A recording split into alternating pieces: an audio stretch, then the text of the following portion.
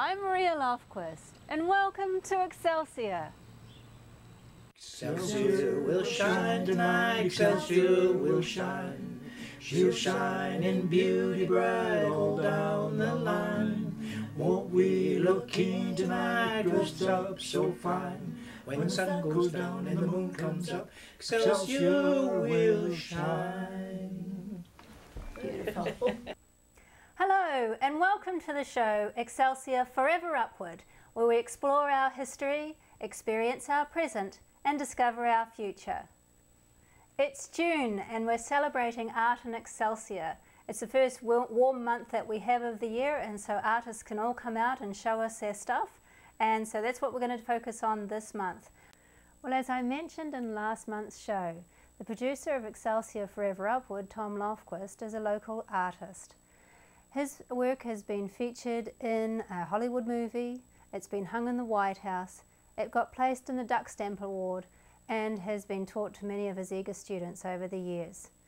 From book covers and illustrations, murals to the covers of musicians' CDs, please welcome master artist Thom Lofquist. Well, welcome, Thom. Thanks a lot, Maria. Okay, well, when I first met you, I looked at art pretty much the same as anybody else. If the colours were pretty and the image was appealing, I liked it. And if it wasn't, I didn't. But after I met you, you kind of taught me a little bit more about depth, colour and light that I had never seen in paintings before. Could you share a little bit about that knowledge with our audience, please? Well, sure. Some of the things that I have found very interesting about art, particularly about the method of an artist, is the importance of light and color. And I've always found that light and color, in terms of method, and I distinguish method from intention, which is a considerably different thing. But when we're talking about method, we're just talking about executing the artwork, painting, what have you. And there's a lot of things that go into art. There's drawing, there's perspective, there's ratio and proportion, relatively speaking, to make it look right inside of the painting. But of all those things, to me, the most important things are light and color. And one of the most fabulous ways I've ever found that accomplishes that method is the old masters' glazing technique. And what they did, the old Flemish masters, was they would take paint and they would spread it so thin on the canvas that it would become transparent. And then they would layer that in many layers. A lot of kids would know all about this from working with your computers. There's a lot of layering techniques in, with modern software. And that's all borrowed from ancient glazing techniques of the masters.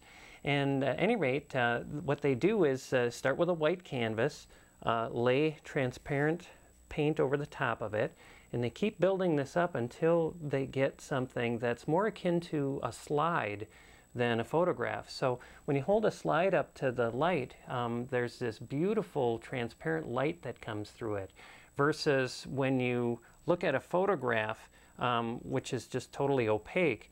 There's a big difference between the transparent light of a slide and the opacity of a photograph. And so that's what the glazing technique really encompasses. And so you can get a lot more light and color into the painting as well. And there's a lot of technicalities that working this way makes it a lot more difficult. That's why virtually nobody does it anymore. Compared to the old, you know, just mix it on the palette or mix it on the canvas itself. You're working with opaque paint versus transparent light, and that's part of the reason and the magic behind the master's glazing technique. And I certainly did not invent it. I'm just part of a time-honored tradition dating back almost to antiquity. It must take a lot longer to be able to create a painting that way. It is. It's painstaking. Takes a long while for it to dry, and it's also requires a great deal of planning. And yet, in the end, the result is markedly different, I believe. And again, it's like looking at a slide versus looking at a photograph.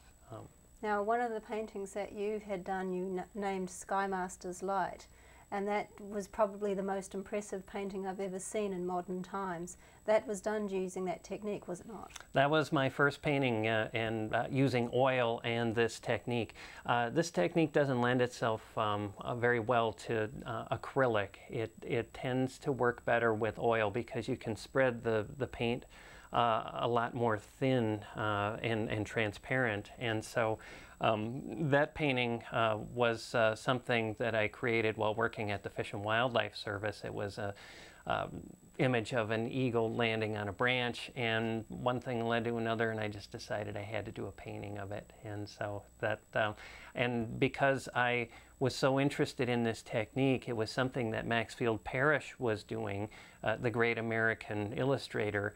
I just thought, I got to give this a shot myself. And a lot of what he was doing, though, that he was using the same technique, Maxfield Parrish was, as the old masters were. But the difference was that he was using blue as his ground. Rembrandt and Rubens and some of the great other great masters were using brown as their underpainting. And so their paintings are very brown, and yet you still get this magic light where if there is a lantern in a barn or someone with a match and there's just this single light source, you have this enormous amount of control over the light and to make it look very much similar to how your eye would actually perceive it if you were in a barn with just a lantern, for instance. And so anyhow, they, like I say, Rembrandt and Rubens used brown as an underpainting, and Maxfield Parrish used blue. And that's what I choose to do as well. And you can see it a little bit on these paintings. They're coming off of their underpainting stage, but you essentially just paint the whole painting in one color. So it's blue, and everything that's there is going to remain there till the end. Then you come back and put another layer of yellow or green on top of it, and you keep on building the layers until you have this essentially a slide built up. And this one's a little further along than this one, but ultimately you get the same, you get a result, you know, something like that. It's like the undefeated, the one with the flag there. You just get these, you just have an enormous amount of control with the light and the color. And just going back a moment, I was talking about method and intention. And, you know, artists' techniques are very interesting. But, you know, for the most part, I think probably people, unless they want to try to do it themselves, are probably not terribly interested in methods, so, although they might be.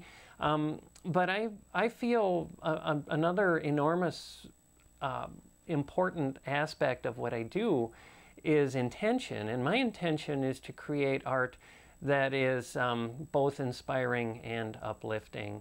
I think that is a big hallmark of what keeps me going as an artist, is to inspire others. And in fact, the highest form of creativity is that which inspires others to express their creativity. So. And I think all great art has to do that. It has to move you one way or another, whether we're talking about movies or books or, you know, gaming even. It has to move you. It has to get you going emotionally one way or another. And there's artists that would just soon get you going in a negative way, make you angry or, you know, upset or excited. And then there's also other things that you can do as an artist as well. And I think if you're able to move people emotionally one way or another, then you've accomplished what you're trying to do. And that's generally what I find important about art. Yes, I definitely like to take things that would be, although not altogether impossible in the physical, but rare, and take those moments in time and put them on canvas. That definitely really lights me up. I really enjoy when I get an idea that really is fantastic along those lines. Yet I tend to be very realistic about my approach. Well, I've seen paintings of yours where barns are painted with such detail long before Photoshop, and I remember you telling me your teacher in high school used to admonish you for being so detailed. He wanted you to move that arm around. Yes, he didn't like these teensy little needle point brushes where you can just put one hair down on the canvas. He really did not like watching me, doing this with my fingers. Yes. He wanted a brush at least this big, if not even bigger, a house painting brush, and he'd take a big goob of that, and he'd take my shoulder and swing it around and try to make me really use my arms, not my fingers, when it comes to painting. And we ultimately just agreed to disagree, and his name was Herb Hulkren. Right. Now, I understand your first painting that you sold, you were only 8 years old. Yes, I was at a lemonade stand. Our house was on a busy road, and one thing led to another. The mailman came by.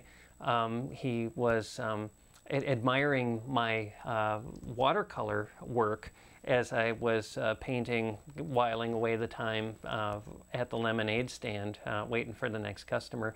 Well, not only did he buy the lemonade from me, but he asked me, how much do you want for that painting? And I, at 8 years old, $5 seemed like a lot. Well, it was a lot of money, relatively speaking. Geez, I think for $5 you could probably buy, at least 50 candy bars, and big ones too in those days, And so I just threw $5 out, and he said, okay, great. So he pulled out a $5 bill, and I sold it to him. You packed up the lemonade stand and went home. Exactly. Decided you'd a better career in art rather than lemonade. Exactly. Good move. Well, he made me sign it too. So somewhere out there, that painting is still, well, possibly out there. I don't know. Very nice. Oh, well, thank you very much for coming on the show with us and sharing with our viewers a little bit about your knowledge with art. It's absolutely stunning stuff. I've spent many hours, even in these half-painted paintings, staring into the clouds of the sky, and just something that you can totally contemplate. So I really appreciate your help with all this, and wish you very well. Well, thank you very much. It's been very much enjoyable. Glad to have you out from behind that camera. Yeah, it's always a good time.